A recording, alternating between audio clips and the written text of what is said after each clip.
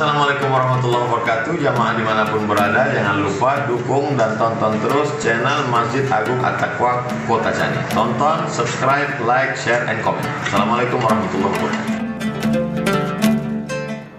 Alhamdulillahirrabbilalamin.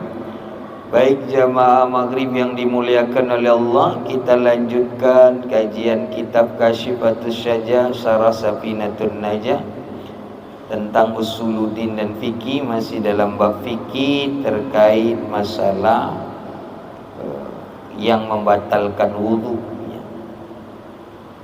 Kita baca sedikit terlebih dahulu. Bismillahirrahmanirrahim.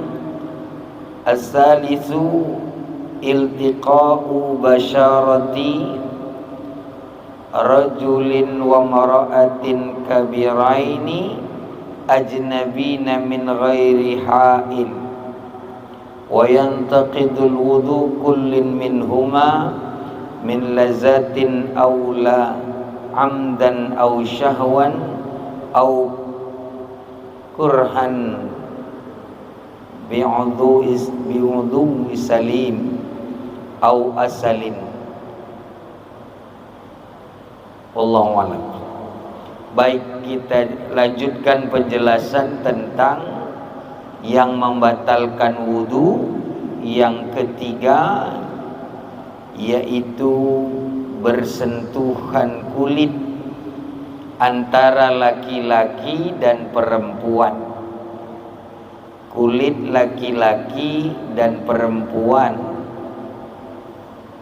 yang sudah dewasa. Ini kemarin sempat kita jelaskan sebelumnya. Jadi yang batal wudunya karena bersentuhan kulit. Pertama kita bahas sentuhan. Bersentuhan itu alias bertemunya, iltiqa, bertemunya dua kulit, itu disebut bersentuhan. Kemudian dua jenis kelamin yang berbeda, bersentuhan kulit. Sentuhan itu bertemu, kulit itu dalam kitab fikih hukum batal wudu ini selain rambut, gigi, kuku. Jadi ini babnya bukan rambut, bukan gigi, bukan kuku.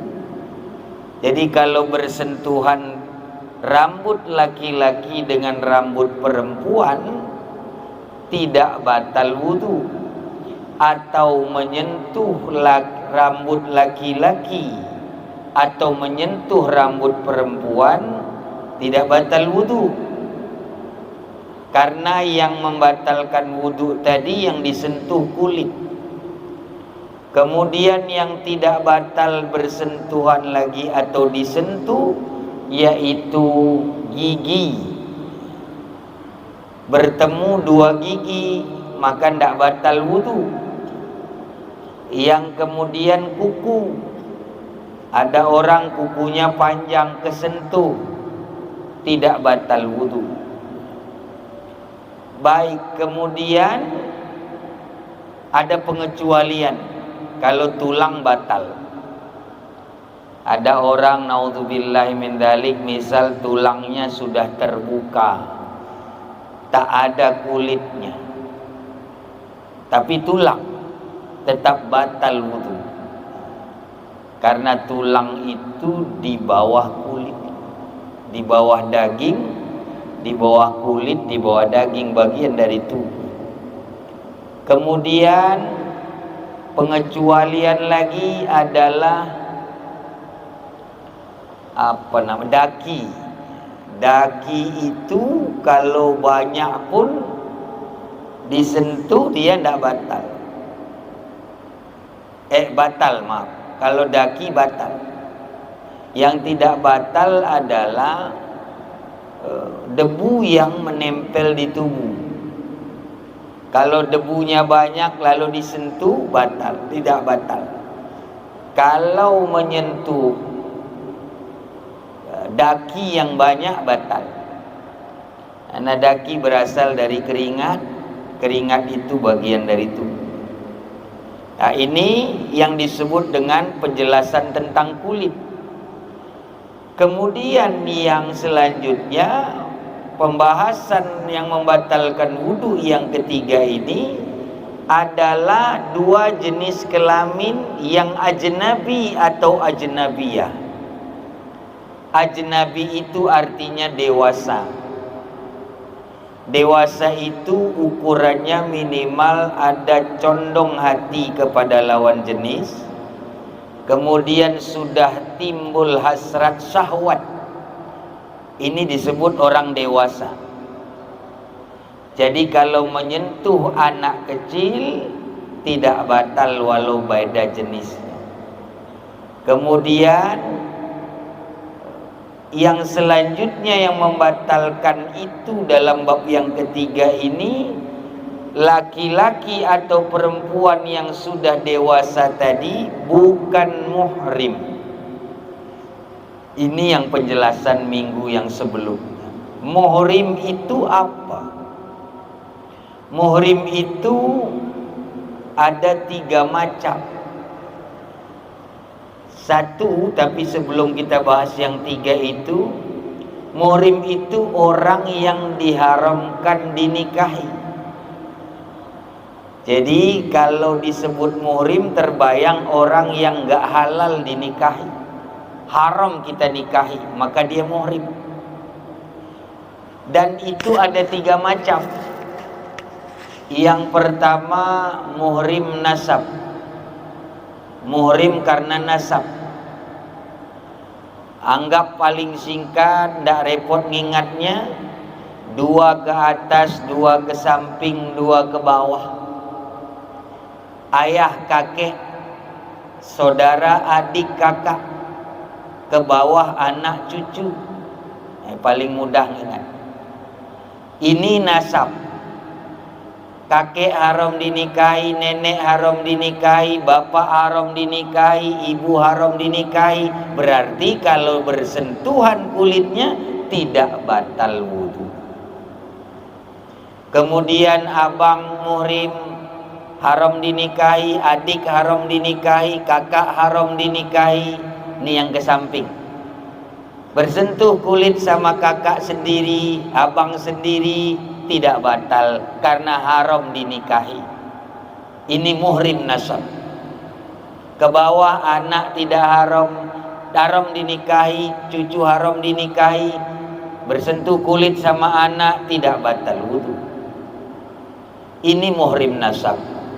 Yang kedua ada namanya muhrim karena pernikahan. Muhrim karena pernikahan ini ada 2 macam lagi. Ada yang ta'abbid, ada ghairu ta'abbid. Muhrim nikah. Muhrim sebab nikah ada 2. Satu ta'abbid, kedua ghairu ta'abbid. Yang ta'abbid itu adalah karena pernikahan orang tua sama perempuan lain. Orang tua kita menikah sama seorang wanita, dia menjadi muhrim ta'abbid. Ta'abbid itu artinya seterusnya selamanya apabila sudah terjadi hubungan badan. Tapi kalau belum terjadi hubungan badan kok langsung dicerai oleh bapak, maka dia bukan ta'abbid, dia ghairu ta'abbid. Dia muhrim sementara, bukan muhrim selamanya. Boleh dinikahi oleh anak mantan istri bapak yang bukan ibu kandungnya, tapi dengan syarat bapak belum berhubungan badan dengan mantan ibunya. Ini namanya ghairu ta'abbid. Atau adik ipar. Ini ghairu ta'abbid. Kenapa? Satu saat bisa putus. Kalau dia putus cerai sama kakaknya, nanti adiknya bukan lagi orang yang diharamkan nikah. Walaupun disebut dia haram dinikahi, tapi sementara kakaknya masih kita nikahi. Ini namanya ghairu ta'abbid. Muhrim tidak selamanya. Maka kalau yang batal itu adalah ghairu ta'abbid. Yang batal itu ghairu ta'abbid. Bersentuhan kulit dengan mantan istri bapak yang bukan ibu kandung kita, tapi bapak belum sempat tidur sama mantan istrinya itu, maka kalau bersentuh kulitnya batal wudu. Begitu juga adik ipar, kakak ipar. Karena dia ghairu ta'abbid, muhrim karena nikah, tapi ghairu ta'abbid, dia tidak selamanya jadi muhrim. Karena kalau cerai sama kakak atau adiknya, dia ipar tadi batal, bapak bisa dinikahi, tidak lagi haram dinikahi. Kan banyak istilahnya, ada orang, apa istilahnya ya? Kalau meninggal kakaknya, kita kawini adiknya, apa istilahnya? Sambatkan. Sambatkan. Kenapa? Berarti sudah hilang muhrim tadi. Keharaman menikahinya sudah hilang. Dia cuman haram dinikahi selama kakaknya masih dinikahi. Maka ghairu ta'abbid. Kalau ghairu ta'abbid, kalau bersentuh kulit sama ipar, kakak ipar, adik ipar, batal wudu. Lah kan muhrim. Muhrim memang, tapi ghairu ta'abbid. Muhrimnya tidak bakalan terus menerus. Cerai atau meninggal kakaknya, dia bisa dinikahi karena batal keharaman, batal muhrimnya. Ini syarat kedua dalam muhrim, yang disebut adalah muhrim karena pernikahan. Yang ketiga ada muhrim karena kemuliaan. Apa itu muhrim karena kemuliaan? Karena kemuliaan para nabi dan rasul, maka mantan istri nabi dan rasul haram dinikahi. Kalau begitu, kalau mantan istri nabi kemudian bersentuh kulitnya dengan kita, maka dia tidak batal wudu. Ini muhrim namanya, tapi muhrim karena kemuliaan. Cuman perlu digarisbawahi, hanya para nabi dan rasul. Jangan nanti Habib dan Syarif, Syarifah, Habib, Habibah, Sayyid, Sayyidah ikut-ikutan. Oh, kamu kan tidak batal karena kamu adalah umat kakekku. Aku ni keturunan nabi. Sentuh tidak batal, tidak bisa. Ini hanya berlaku bagi mantan istri nabi. Anak cucu nabi sudah batal wudu kalau bersentuh. Ini yang disebut adalah muhrim. Jadi kita ulang, yang membatalkan wudu yang ketiga ini adalah bersentuhnya kulit, bukan rambut, bukan kuku, bukan gigi, dengan lawan jenis yang sudah dewasa. Ukuran dewasa ada minimal 2, sudah tumbuh syahwat, sudah condong hati kepada lawan jenis. Itu namanya muhrim, laki-laki dewasa atau perempuan dewasa. Kemudian yang bersentuhan tadi kepada yang non muhrim, bukan muhrim, batal wudu. Selanjutnya tidak ada penghalang. Bersentuhnya kulit tanpa ada penghalang, inilah yang membatalkan wudu.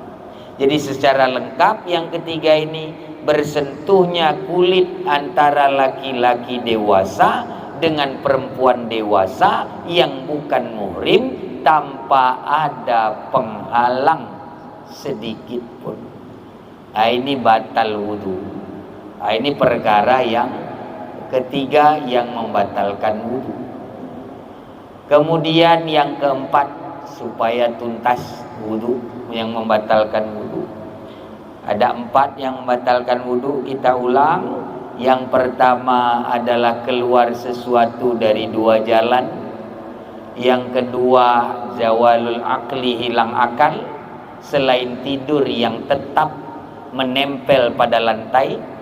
Yang ketiga, bersentuhan kulit antara laki-laki dewasa dengan perempuan dewasa yang bukan muhrim tanpa ada penghalang apapun. Ini bersentuhan ini baik sengaja, tidak sengaja, dipaksa atau tidak dipaksa, terpaksa, lupa atau ingat, tetap batal.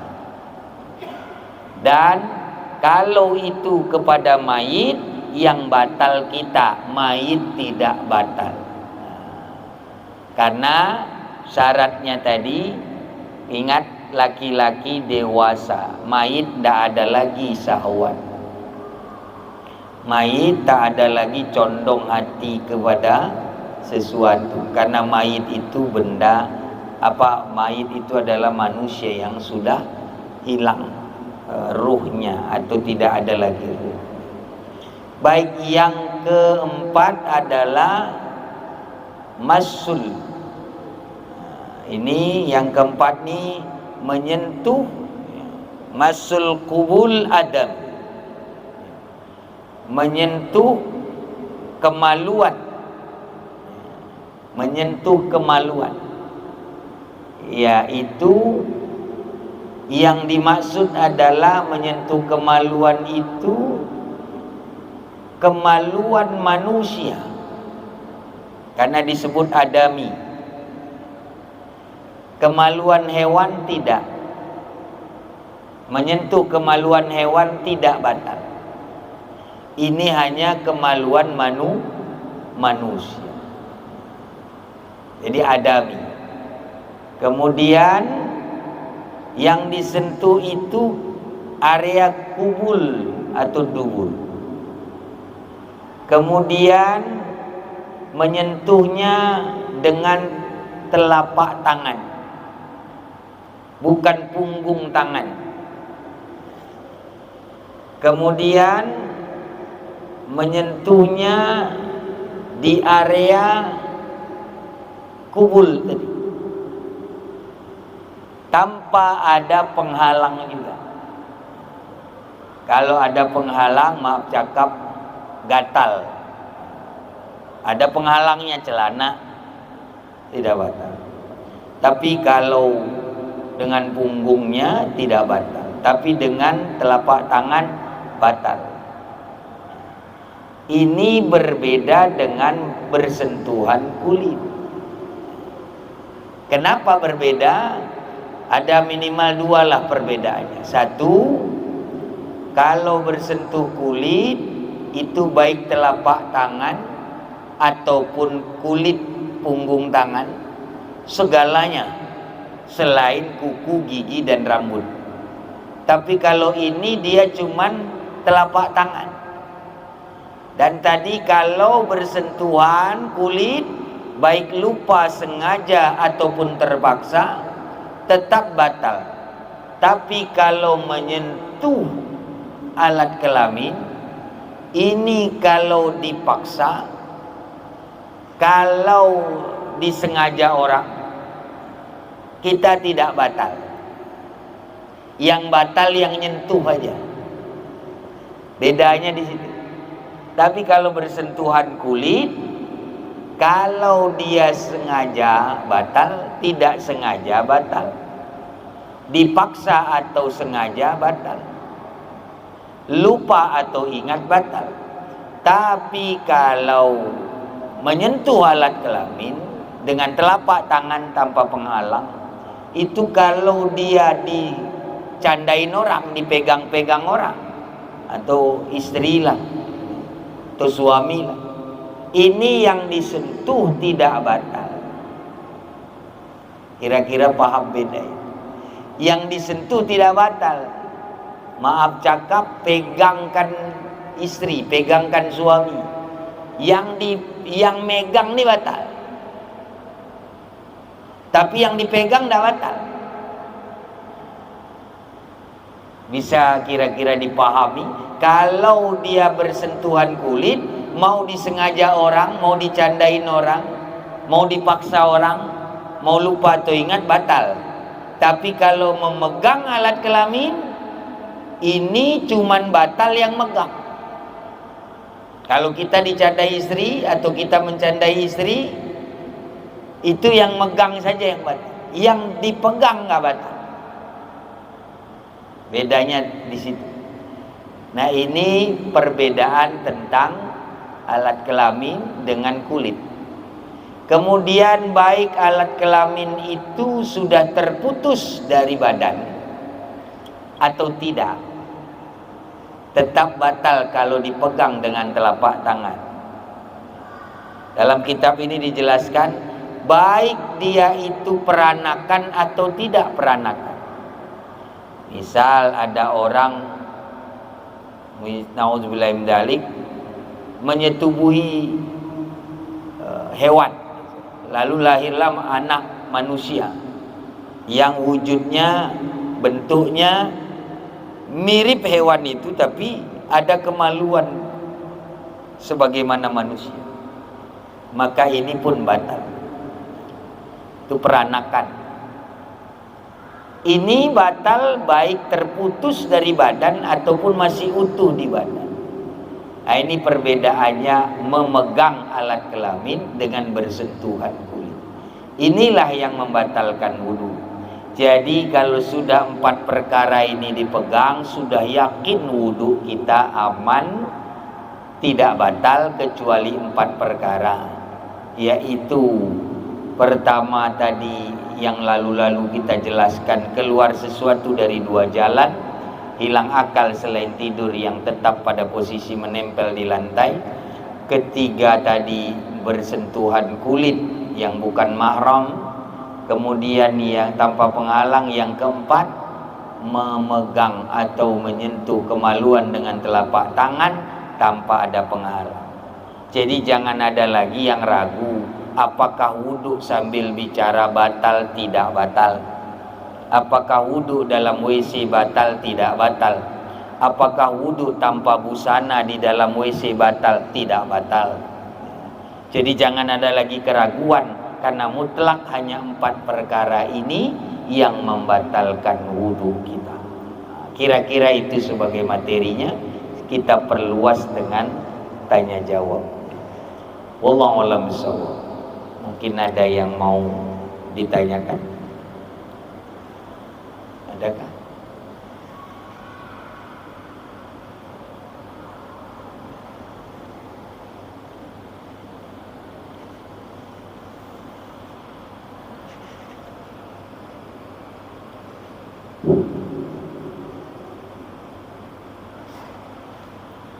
Assalamualaikum warahmatullahi wabarakatuh. Waalaikumsalam. Yang pertama Ustaz, bagaimana hukumnya, apakah muhrim atau tidak dengan istri dan mertua? Ya, Ustaz. Kemudian ada seorang laki-laki dan perempuan yang memang dia bukan muhrim, akan tetapi dia bersentuhan itu atau katakanlah salaman seorang laki-laki perempuan atau gadis dengan pemuda lah, memang dia pakai perantara, katakanlah pakai kain, tapi di dalam hati laki-laki yang mau bersalam ini ada niat tertentu. Kalau nanti nggak pakai perantara, kemungkinan yang perempuan nggak mau, lantas dia bersalaman tapi memang pakai perantara, tapi dalam hatinya ada niatnya semoga dia bisa bersalaman dan merasa adalah di dalam itu gregetan tak apalah itu. Jadi seperti itu, apakah batal atau tidak? Itu aja Ustaz. Maksudnya ada bersentuhan? Ya, bersentuhan sekaligus memang salaman terus. Ada penghalangnya? Ada penghalang, tapi niatnya sudah ada di dalam ini. Maksudnya itu dia bersentuhan itu ada rasa ada rasa senang lah sedikit, Ya, ada kedekatan, ada matinya. ada syahwat. Apakah seperti itu? Memang pakai perantara. Apakah seperti itu bakal atau tidak? Ya. Yang pertama tadi istri dengan mertua, bagaimana kedudukannya? Ya, terima kasih. Ya, yang pertama tadi, apakah istri dengan mertua kita sentuh? Ini yang bersentuhan kulit ya. Ya. Batal apa tidak? Batal. Kenapa? Karena itu tadi muhrim memang, tapi sementara muhrimnya. Contoh, kalau istri dicerai, mertua bisa dinikahi? Bisa. Istri kita cerai, ibunya kita nikahi, udah boleh. Nah ini yang disebut ghairu ta'abbid tadi. Muhrim memang, tapi sementara dia haram dinikahi karena anaknya masih kita nikahi. Kalau anaknya sudah tidak kita nikahi, maka ibunya itu bisa kita nikahi.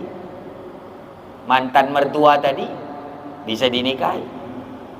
Mantan adik ipar, mantan kakak ipar bisa dinikahi.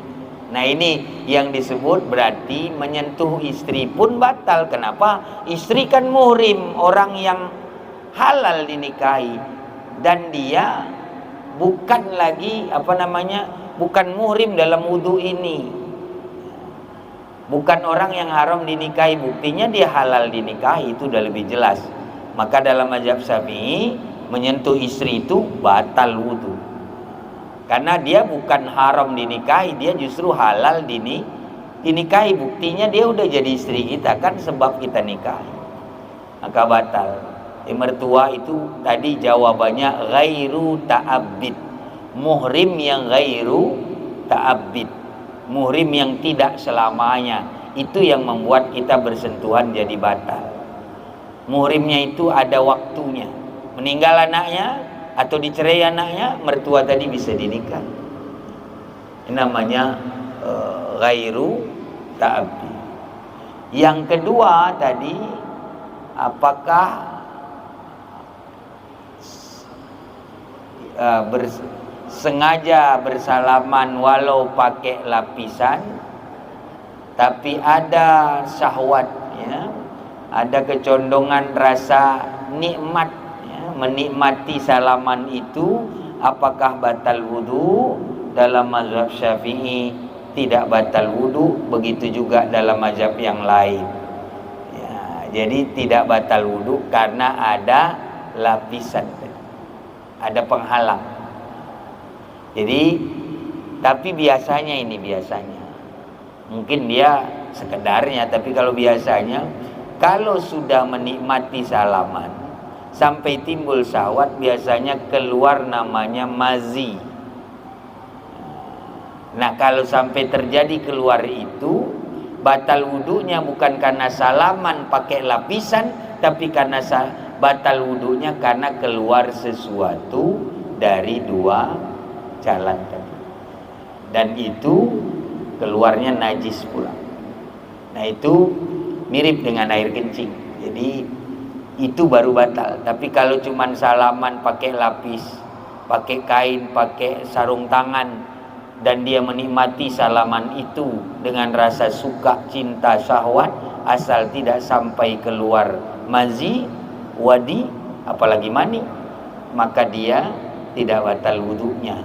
Karena ini babnya bersentuhan kulit, malah bukan salaman disebutnya, bersentuhan kulit. Tapi kalau bersentuhan salaman juga kulit telapak tangan, ya tetap batal kalau tidak ada penghalangnya. Kira-kira gitu. Jadi tidak batal. Yang kedua itu pertanyaannya tidak batal. Wallahu a'lam. Ya. Assalamualaikum warahmatullahi wabarakatuh. Waalaikumsalam. Ini yang kami ingin tanyakan masih juga tentang muhrim, Ustaz. Ya.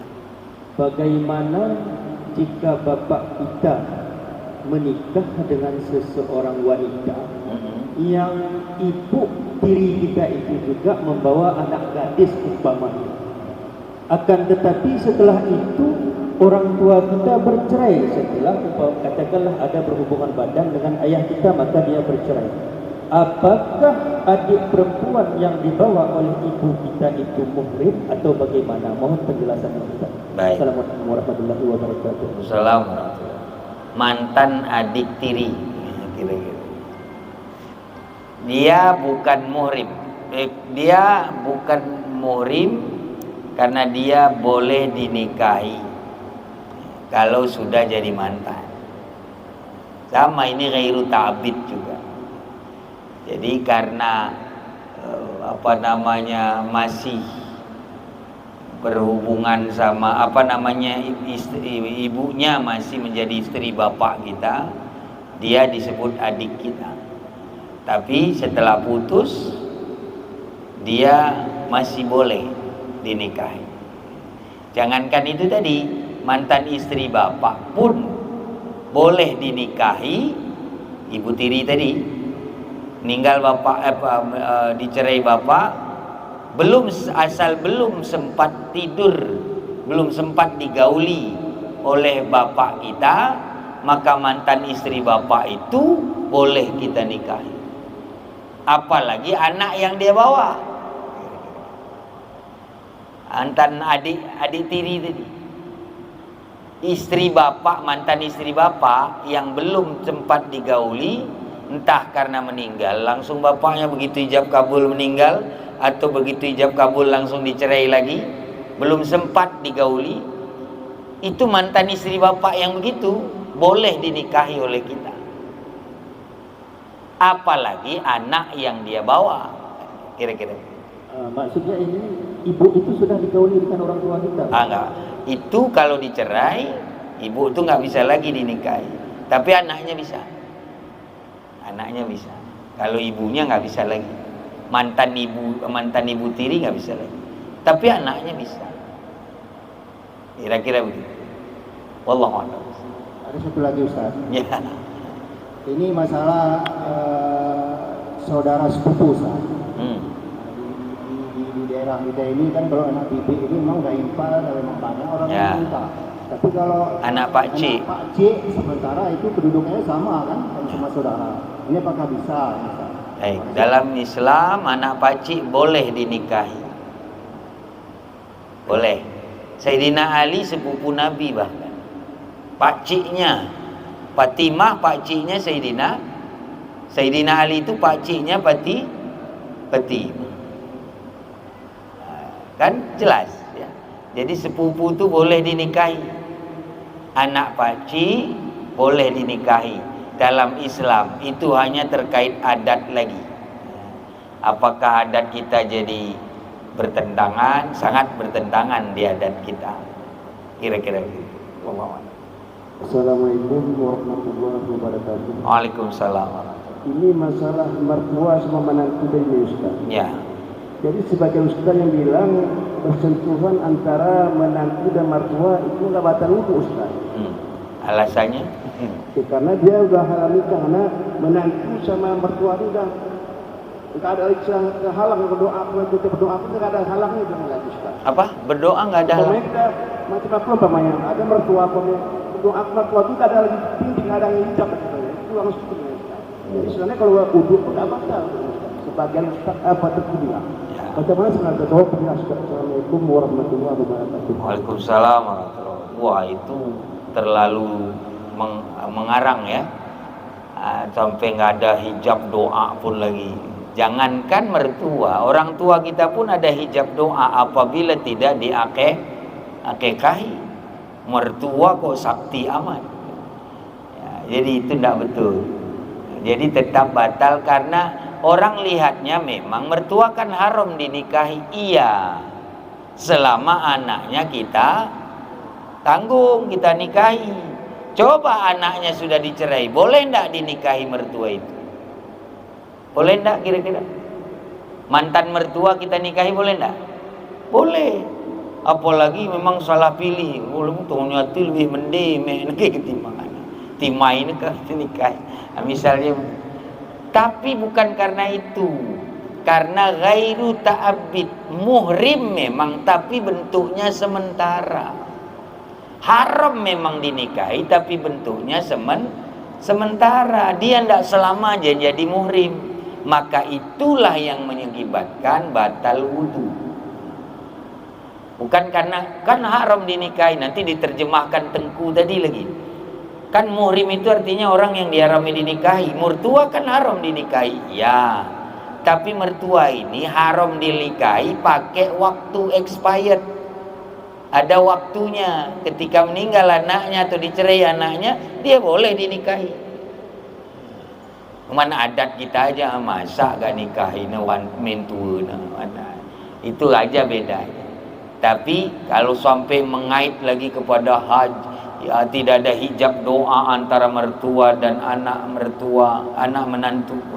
Ini udah kejauhan. Mana kata takjiah banyak ustaz berkumpul dalam itu. Jangan kata takjiah. Itu rasa penghiburan menurut saya. Ya. Kita husnuzon, tujuan Tengku itu ngomong gitu supaya apa namanya tidak ada seolah-olah merasa kainala mendoa kelu hari kainala. Akhirnya kelunya pun begitulah. Lawan pewan tua amin. Ndak gak bagi orang tua. Ndak. Ada juga bab tentang itu. Jangan sampai membedakan orang tua dengan mertua. Itu babnya bukan urusan ini. Babnya memang dalam pengabdian berbakti kepada orang tua dan mertua. Tidak boleh pilih kasih. Tapi kalau fikih ada hak masing-masing. Contoh, mertua wajib ditanggung oleh anaknya. Tapi kalau orang tua wajib kita tanggung.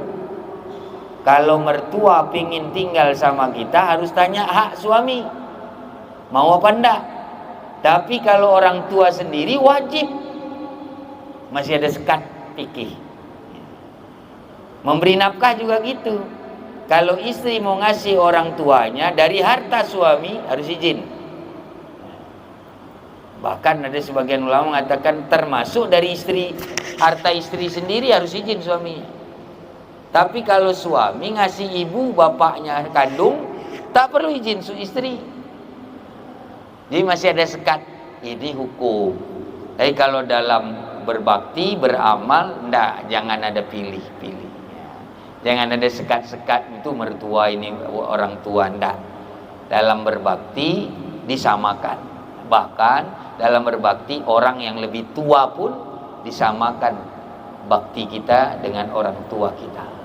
Kira-kira itu. Jadi kadang nggo campur subahan tekun tu kue kadang. Atau husnuzon tujuan neng hibur sehibul musibah. Supaya jangan merasa kainale meli apalah artinya hanya seorang menantu, bukan anak kandungku, bukan suamiku. Enggak, itu tujuannya menghibur insyaallah husnuzonnya. Kira-kira begitu. Wallahu a'lam bishawab. Ya, karena waktunya sudah habis. Nanti kita lanjutkan minggu depan insyaallah dengan kajian dalam kitab ini lagi. Mudah-mudahan menjadi amal penyelamat minimal dalam wudu kita. Mudah-mudahan selamat benar sehingga sahlah amal ibadah, salah satunya solat kita. Ini saja sementara, kita cukupkan. Wallahu a'lam bishawab. Hadanallahu wa iyyakum ajma'in. Wallahu muwaffiq ila aqwamit thoriq. Wallahu musta'an ila sabili rahman. Wassalamualaikum warahmatullahi wabarakatuh.